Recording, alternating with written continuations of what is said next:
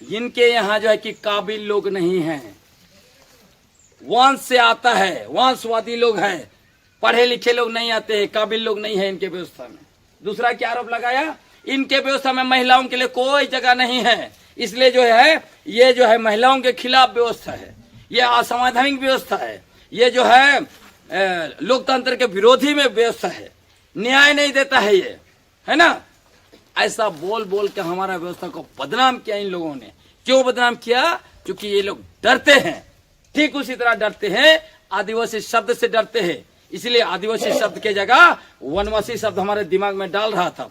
आदिवासी बोलने का मतलब जैसे ही आप आदिवासी बोलते हो, सामने वाला को बताते हो इस देश का मालिक मैं हूं, इस देश का सबसे पहले आने वाले लोग का मतलब वंशज मैं हूं, इस देश का एक एक जो है कि जमीन है, इस देश का एक खनिज संपदा जंगल है, इस देश का सारे संसाधनों पर सबसे पहला अधिकार हम आदिवासियों का है। ये आदिवासी शब्द से सीधा आता है।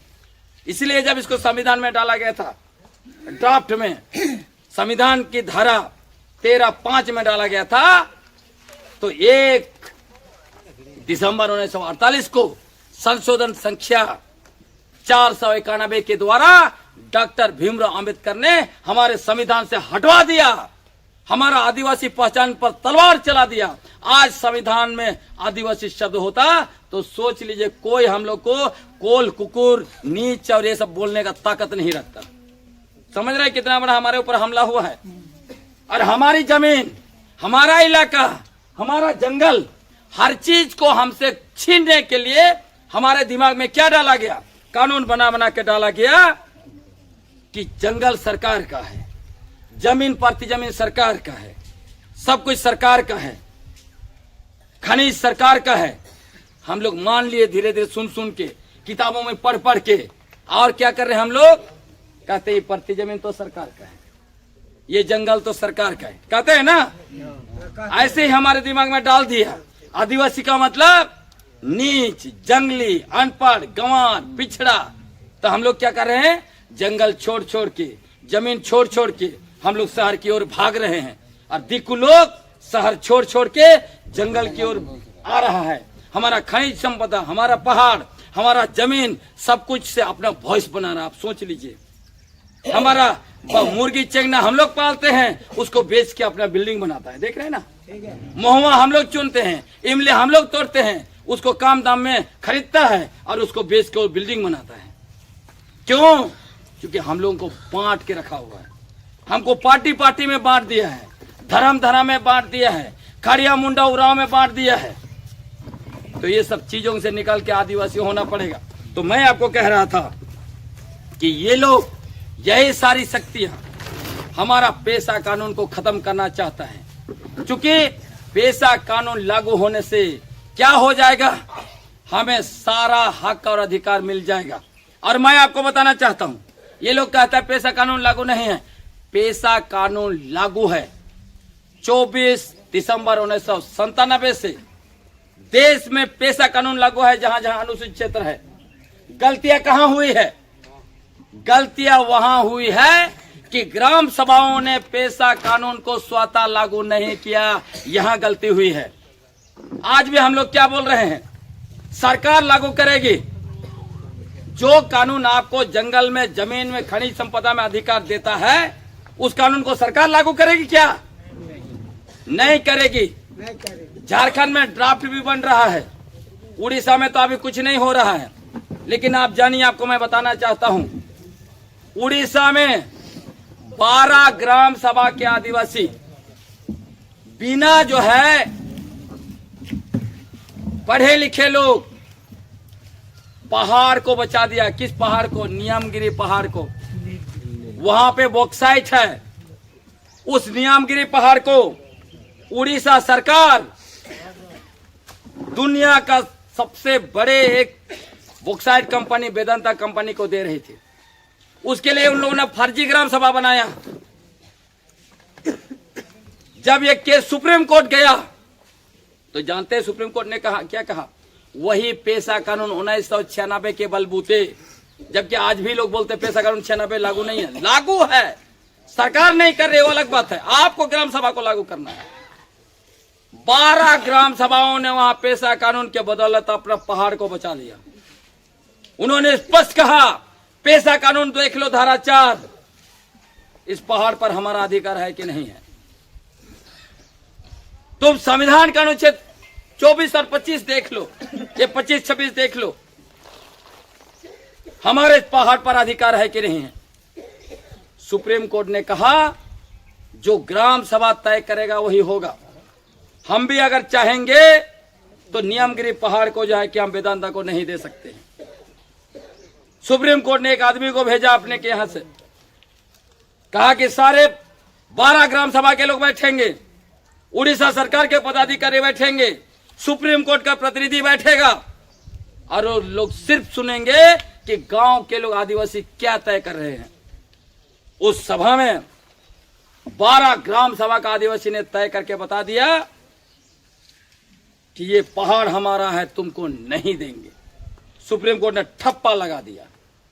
2 साल के बाद फिर उड़ीसा सरकार सुप्रीम कोर्ट गई और कहने लगी देखो यही आदिवासी लोग जो है नियमगिरी पहाड़ को बर्बाद कर रहे हैं, इसलिए वेदांता कंपनी को दे दीजिए आप। सुप्रीम कोर्ट ने कहा तुम्हारा थोथलेबाजी नहीं चलेगा, जो ग्राम सभा निर्णय लेगा वही होगा। आप सोचिए इतना ताकत आपके पास है, लेकिन आप उस ताकत का उपयोग नहीं कर पा रहे हैं। सरकार ने मना नहीं किया है आपको ग्राम सभा ये पेशा कानून लागू करने में, लेकिन हमारे बहुत सारे ऐसे लोग हैं जो ये फैलाते रहते हैं पेशा कानून लागू नहीं लागू नहीं लागू नहीं है। उनको मैं बोलता हूं ऐसे करो, अपना बेटा का शादी भी सरकार को दे दो कि वही तय करे, है ना। सरकार आपको कानून बना के दे दिया, आपको अधिकार दे दिया, आप लागू नहीं कर, सरकार आके लागू करेगा आपका। तो शादी भी सरकार करे आपका बेटा बेटी लोग का, हल भी जोते सरकार।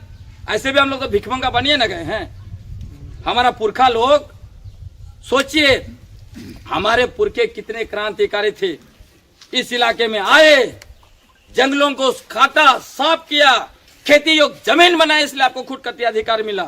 उसमें अनाज उगाया, अपने से घर बनाया, अपने से जिया खाया, समाज को चलाया। आज आपको इंदिरा आवास सरकार से चाहिए, आपको साड़ी धोती सरकार से चाहिए। साड़ी धोती नहीं देगा तब नंगे रहिएगा।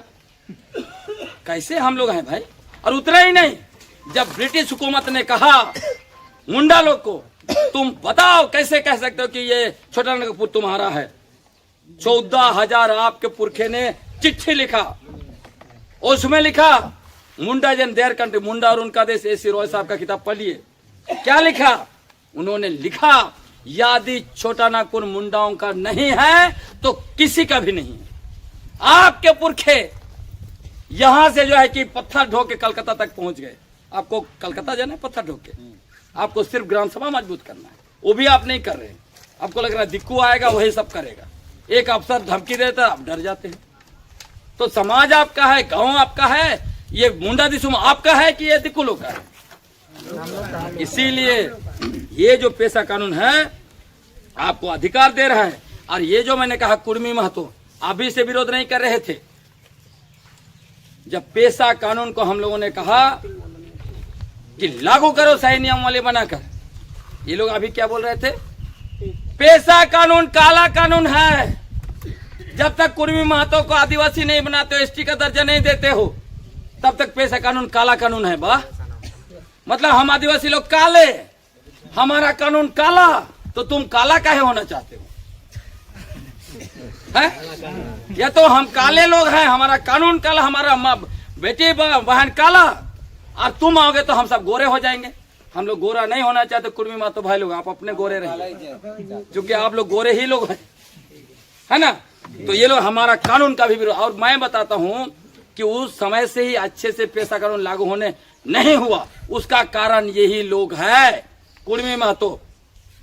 जैसे ही 24 दिसंबर 1996 को संसद में पेशा कानून पारित हो गया, इनके एक एमएलए धनंजय महतो 1997 को कोर्ट चला गया और उन्होंने पेशा कानून को चुनौती दिया।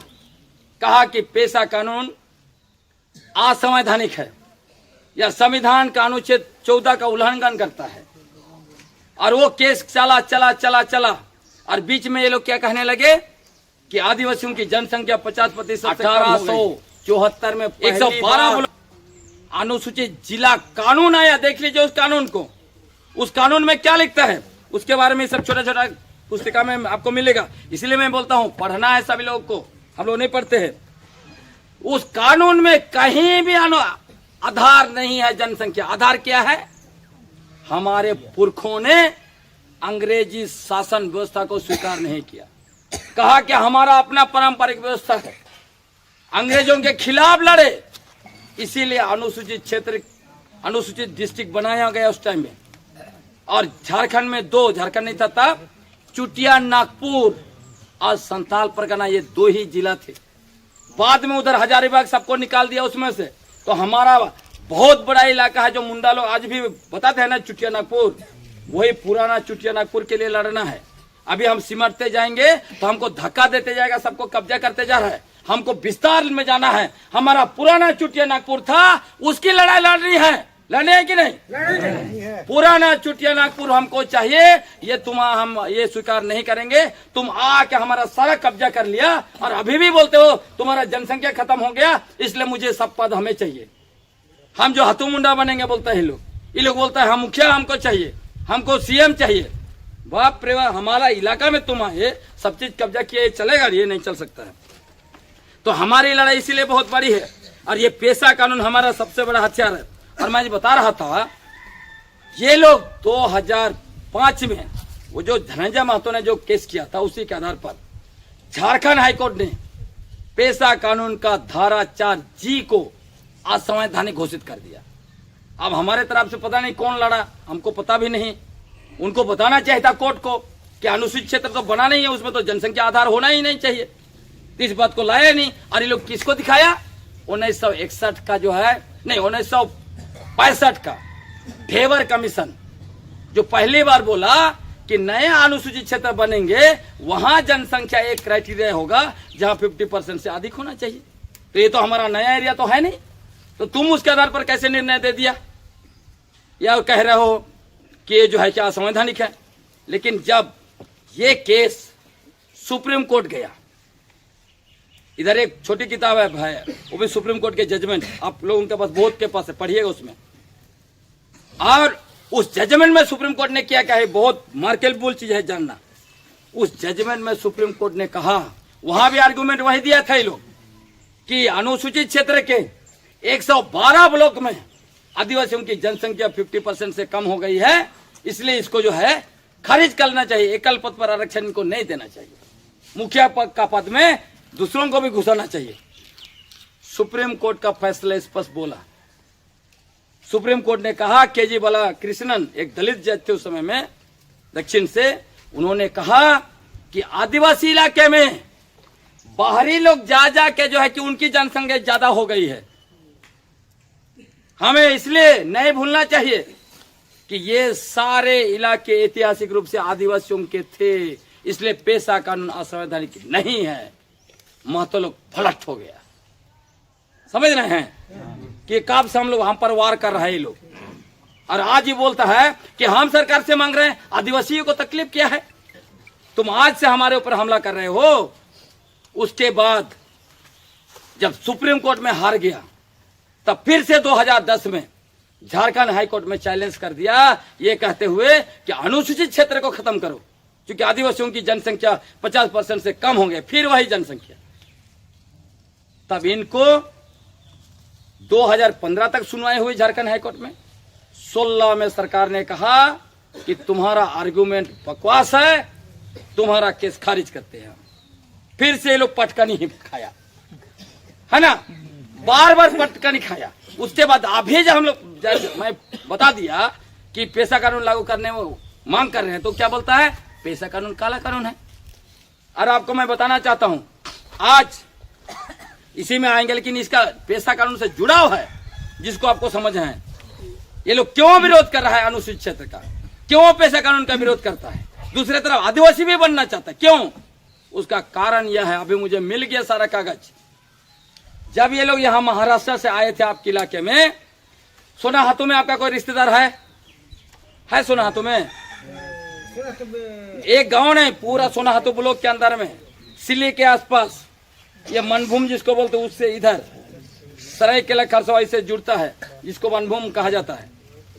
नहीं है रिश्तेदार, आप जाइए, आपको पता चलेगा, आपको गांव मिलेगा।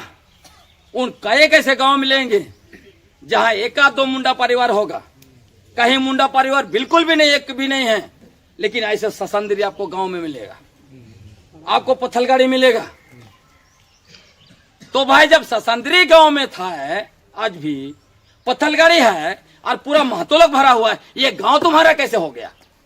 ये बोलता है हमने गांव बसाया, तो तुम्हारे गांव में मुंडाओं की पत्थलगाड़ी कैसे है? इसका जवाब तो देना पड़ेगा। और मैं आपको बताता हूं, लिखित प्रूफ है। 1873 में डल्टन एक एंथ्रोपोलॉजिस्ट थे, सबसे पहले लिखा आदिवासी और दूसरे के बारे में 1872 में। 73 में लिखा आपका पत्थलगाड़ी को लेकर, विशेष रूप से चोका हाथू का, वो रिसर्च कर रहे थे। वो बताते हैं कि ये देख के हम दंग हैं कि आखिर जहां मुंडा लोग नहीं है वहां इतना बड़ा ससंदरी कैसे हो सकता है। ये पूरे जो है कि इलाके मुंडाओं के रहे पहले, उसके बाद फिर और कई गांव में जाते हैं, तब वो देखते हैं, वो लिखते हैं कि ये महतो लोग जो इस गांव में है, लेकिन यहाँ मुंडाओं का ससंदरी है, मुंडाओं का पत्थलगाड़ी है। इससे स्पष्ट है कि ये गांव मुंडाओं के थे। समझ रहे हैं? आपके पुरखों की गांव जमीन को कब्जा किया, आपके गांव को कब्जा किया, और उसी को आज अपना बनाने के लिए घोषित करता है कि छोटा नागपुर के हम सबसे पुराने बसिंदे हैं। इसीलिए बोलता है जब तक शामिल नहीं करो पैसा कानून लागू मत करो। समझ रहे कितना बड़ा लिंक है? मैंने संत उधर गया कोल्हान में 1910 का गजेटियर पढ़ा, वहां का आप सुन के दंग रह जाइएगा। 150 गांव के हाथू मुंडा ये बने हुए। जब वो लोग गांव बसाया तो वहां पे कुर्मी महतो कैसे हाथू मुंडा हो सकता है? समझ रहे हैं? उसी तरह भूमिज लोग, उनको भी उधर से मार भगाया। कैसे मार भगाया? क्या हम लोग डरपोक थे हमारे पुरखे? नहीं, ये लोग रघुजी भोसले का सेना होता था महाराष्ट्र में। तो रघुजी भोसले से पहले इन लोगों को मुगल लोग बहुत मारा पीटा। ये लोग, कुछ लोग भाग के आए, हजारीबाग इलाका में पहुंचे और वहां संतालों के घरों में रहे। इसलिए जो माझी माँ तो भाई भाई बोला जाता है ना, इसीलिए बोला जाता है। आप बताइए, संताल लोग उनको शरण दिया, बाद में इन लोगों ने उनके ही पीठ में छुरा भोंका, और बाद में रघुजी का सेना जब अटैक किया रहा, आपको शायद जानकारी नहीं होगा, वहां से नागपुर से रघुजी हमारा छोटा नागपुर में शासन करता था। अभी हमको इतिहास मिला है। तो उसी समय में महतो लोग, उनका सेना में बहुत लोग आए, और कुछ आए तो देखिए इधर बहुत खेती की जमीन है, तो वो लोग खेती करने भी आए। उसी टाइम में मुंडाओं के साथ, भूमिज के साथ बहुत जगह पर लड़ाई हुआ और मरा पीटा हुआ। तो मुंडा लोग तो सोचे कि आसूद हो गया गांव, छोड़ के भाग गए इधर। वो लिखा गया है, आपके पुरखे लड़ाई झगड़ा बहुत सा हुआ, छोड़ के इधर जंगल और भागते गए, और वो उनका होता गया। तो इसीलिए लोग चाहते हैं आज उनका जो कब्जा किया है, ये लोग सबसे बड़े कब्जाधारी है, उनका हो जाए, मुखिया से मुख्यमंत्री पद उनका हो जाए, नौकरी में उनका हो जाए। अभी मुझे मिला एक नोटिस, एक लिस्ट, आदिवासियों के लिए अबुआ आवास मिला है, उसमें बहुत सारा अबुआ आवास उनके लिए बना दिया गया है। फलाना महतो एसटी लिखा है कैटेगरी में, और आवास बना दिया है। बताइए, मतलब हमारा सारा चीज को लोग खा पी रहा है, और इसीलिए हो रहा है। इसको हम लोगों को बहुत समझना पड़ेगा साथियों। और भी साथी, कुछ चीजों का और मैं कह के खत्म करना चाहता हूं। मैंने ये समझाने की कोशिश कर रहा था कि ये लोग इसीलिए पैसा कानून का विरोध करता है। इनको अभी पता चल गया है कि ये लोग एक एक गांव में ढूंढेंगे कि उनके पुरखों की ससंदरी कहाँ है, कहाँ पे जो है कि पत्थलगाड़ी है। ये ढूंढना चाहिए कि नहीं ढूंढना चाहिए? क्या बोलते हैं? ढूंढना चाहिए ना, जब हमारे पुरखों का। और इसलिए भी ढूंढना चाहिए जब ये लोग अंट संट बक रहा है। छोटा नागपुर के सबसे पुराने बसिंदे हम हैं, बोलता है कुर्मी महतो, बोलता है मुंडा को हम जमीन दिए हैं, मुंडा को हम बसाए हैं, उराव को हम जमीन दिया। अरे तुम आया अभी 500 साल के अंदर में, और तुम हमको जमीन दिया, तुम हम लोग को बसाया।